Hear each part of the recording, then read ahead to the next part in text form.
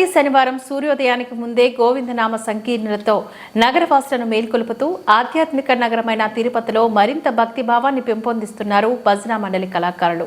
సంగీత వాయిద్యాల సహకారంతో కళాకారుల గానంతో భగవంతుని ఆరాధనతో కొనసాగుతున్న నగర సంకీర్తన ఏడాది పూర్తి చేసుకుంది.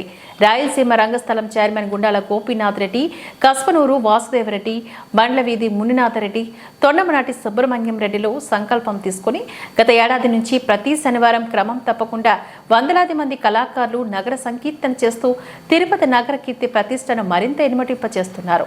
పురాణ పురుషుల వేషధారణలు, భక్తి పటుల గోష్ఠి అటు శ్రీవారి భక్తులను ఇట నగర ప్రజల ఆదరాభిమానాలను చూరగొంది. నగర సంకీర్తన అనంతరం భక్తులకు అన్నప్రసాదాలను పంపిణీ చేశారు. ఈ క్రమంలోని ప్రముఖ వ్యాపారవేత్త డాలర్స్ గ్రూప్ అధినేత డాలర్ దివాకర్ రెడ్డి సైతం సోమవారం ఉదయం జరిగిన నగర సంకీర్తనలో పాల్గొని నగర సంకీర్తన ద్వారా తిరుపతికు మరింత శోభనం చేకూరుస్తున్న కళాకారులను ఘనంగా అభినందించారు. ఇలాంటి కార్యక్రమాలు మున్ముందు కొనసాగించాలని ఆయన ఆకాంక్షించారు.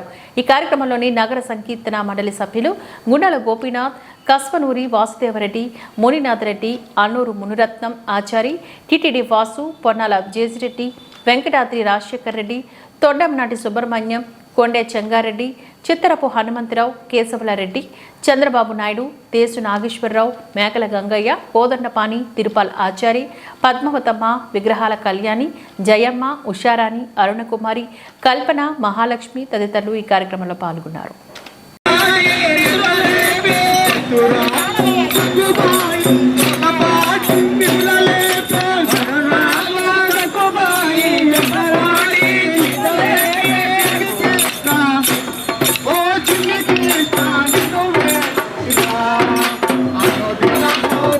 గత సంవత్సరం 6వ తేదీన నగర సంకీర్తన వాసు గారు, గుండాల గోపీనాథ్ గారు మరియు నాగమణి గారు ప్రారంభించి ఫస్ట్ 5 మందితో ఇది ప్రారంభించి ఈరోజు 150 మంది సభ్యులతో ఈ నగేశ్వర జయప్రదం జరుగుతున్నది.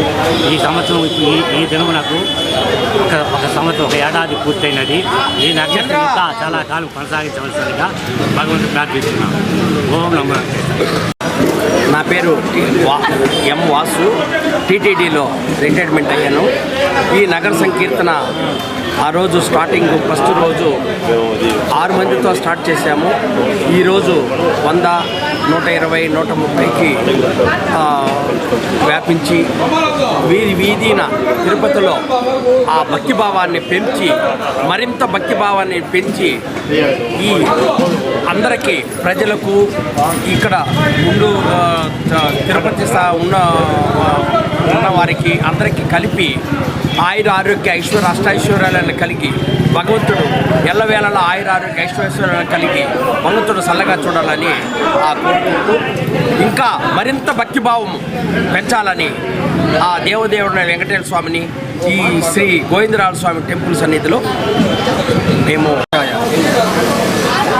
కలియుగ ప్రత్యక్ష దైవమైన తిరుపతి పుణ్యక్షేత్రంలో వెలసినటువంటి గోవిందరాజ స్వామి గుడి దగ్గర ప్రతి శనివారం తిరుపతి కళాకారులు, పరిసర ప్రాంత కళాకారులందరూ కలిసి గత సంవత్సరంగా ఈ గోవింద నామస్మరణ చేస్తున్నాం. ఇది గోవింద నామస్మరణ వలన అనేక పాప పరిహారములే కాకుండా మానవ మనుగడకు, అనేక మానసిక రుగ్మతలకు ఇది ఎంతో మోక్షదాయకం.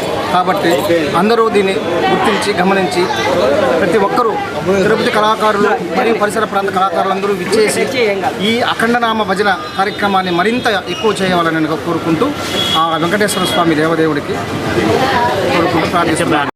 శ్రీరామ్, జై జై శ్రీరామ్. ఈ యొక్క నగర సంకీర్తన ప్రారంభమై సంవత్సరం అయింది.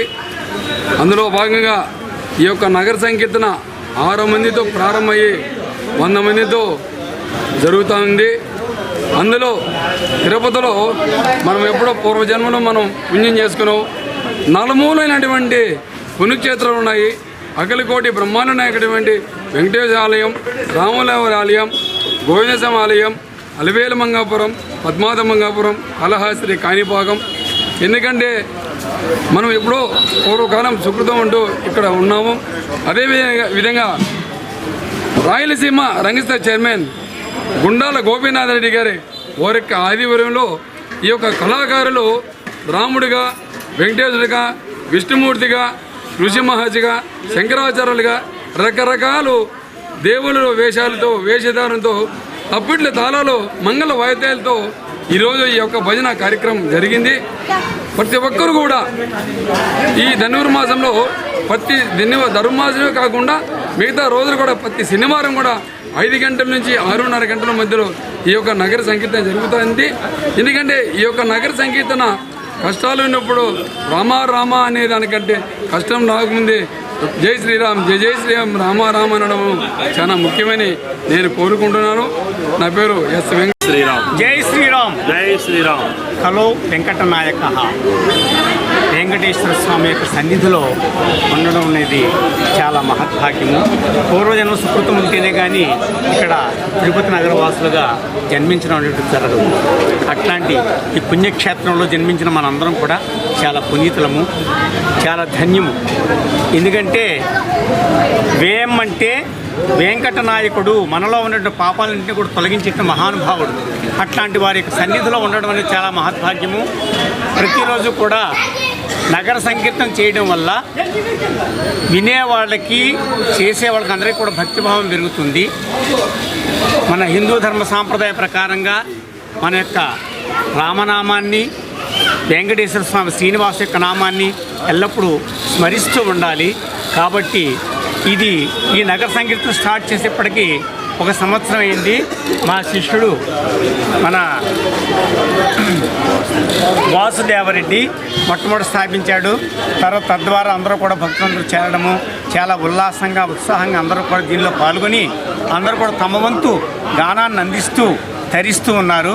కాబట్టి ఈ యొక్క సదవకాశాన్ని అందరూ వినియోగించుకొని మన యొక్క తిరుపతిలో ప్రజలందరూ కూడా ఎక్కువ సంఖ్యలో ఈ నగర సంకీర్తనలో పాల్గొని అందరూ కూడా పునీతులు కావాలని చెప్పి ప్రార్థిస్తూ ఉన్నాం. తిరుపతి పుణ్యక్షేత్రంలో జనవరి 6, 2024 పండుగ నెల ధనుర్మాసంలో తిరుపతి నగర సంకీర్తన చేస్తే బాగుంటుంది అనే ఉద్దేశంతో పండుగ నెలలో స్టార్ట్ చేశాము. అది శనివారం చేయాలి. మనం తిరుపతిలో ఉన్నాం కాబట్టి, మనం తిరుపతిలో నివసిస్తున్నాం కాబట్టి హరినామస్మరణ గోవిందనామస్మరణతో మనం ప్రతి శనివారం చేయాలని భజన మండలి కళాకారులందరూ కోరిక మీదుగా ప్రతి శనివారం ఉదయం 5 గంటల నుంచి గోవిందరాజ స్వామి మాడా వీధుల్లో నగర సంకీర్తన జరుగుతున్నది. ఈ రోజుతో సంవత్సరం అయింది ఈ నగర సంకీర్తన ప్రతి శనివారం చేసి. ఈ శనివారము ఈరోజు సోమవారం వచ్చింది. అయినా సంవత్సరం అయిన సందర్భంగా ఈరోజు పురాణ పురుషుల వేషధారణతో వెంకటేశ్వర స్వామి, రాముడు, అలాగే మన విష్ణుమూర్తి, నారదుడు, ఇలా ఆంజనేయ స్వామి వేషధారణతో ఈరోజు నగర సంకీర్తన చేశాము. ఈ పవిత్రమైన పుణ్యక్షేత్రంలో ఈ గోవిందరాజ స్వామి మాడా వీధుల్లో గోవిందనామ స్మరణతో మనం నగర సంకీర్తన చేస్తే, దీంట్లో మనం పాల్గొంటే మనకు ఎంతో. ఈరోజు మన తిరుపతి నగరంలో శ్రీనివాస పాదాల చెంత ఇంత అద్భుతంగా మన హిందూ సాంప్రదాయాన్ని కాపాడుతూ రకరకాల వేషధారుల్లో ఈ 1 సంవత్సరం రోజులుగా ప్రతి వారం చేయటం చాలా సంతోషం. ఇట్లాంటి కార్యక్రమాల వల్ల మనకున్నటువంటి హిందూ సాంప్రదాయాలన్నింటి కూడా రాబోయే జనరేషన్స్ అన్నింటి కూడా తెలియజేయడం జరుగుతుంది. సో వీళ్ళందరూ కూడా ఎప్పుడు ఆరోగ్యంగా ఉండాలని చెప్పి వీళ్ళకందరికీ భగవంతుడు మంచి ఐశ్వర్యాన్ని, మంచి ఆరోగ్యాన్ని ప్రసాదించాలని చెప్పి మనస్ఫూర్తిగా కోరుకుంటూ ఇట్లాంటి కార్యక్రమాలు మరిన్ని ఇంకా ముందు రాబోయే రోజుల్లో మరిన్ని చేయాలని చెప్పి కోరుకుంటూ ఈ అవకాశం ప్రతి ఒక్కరిని ధన్యవాదాలు చెప్తున్నాను.